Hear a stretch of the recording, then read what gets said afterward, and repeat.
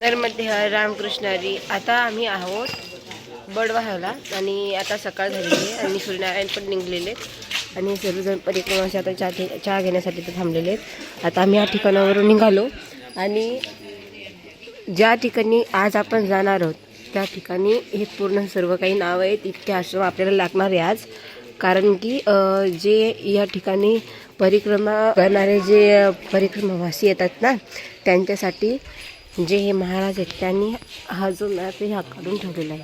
म्हणजे नागेश्वर मंदिरापासून ते जयंती माता मंदिरापर्यंत पूर्ण मॅप आहे. किती किलोमीटर हे काय हे त्यांनी या ठिकाणी दाखवलेलं आहे. एवढी माहिती वगैरे घेतल्यानंतर आता आपण जात आहोत समोर आणि आता वाजलेले आहे सकाळचे 6:15.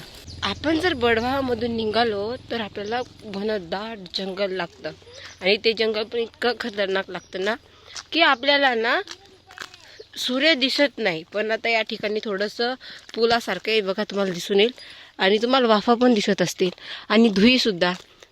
हे बघा या ठिकाणी अशा प्रकारे. आणि बघा सूर्यनारायण उगवलेले आहेत पण ना ते पूर्ण त्या झाडामागे लपलेले आहेत.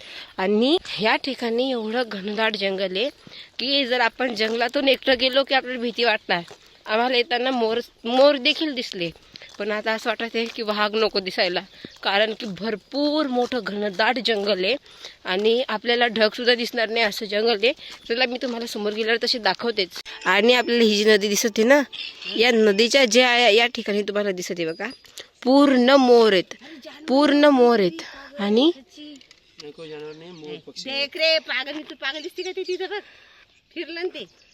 हरणासारखं काहीतरी.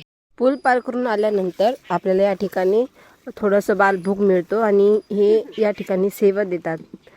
बडवामधून इथपर्यंत येतात जंगलाच्या मध्ये आणि परिक्रमावासी यांच्यासाठी सेवा पण देतात. नर्मदे हर. धन्यवाद. नर्मदे.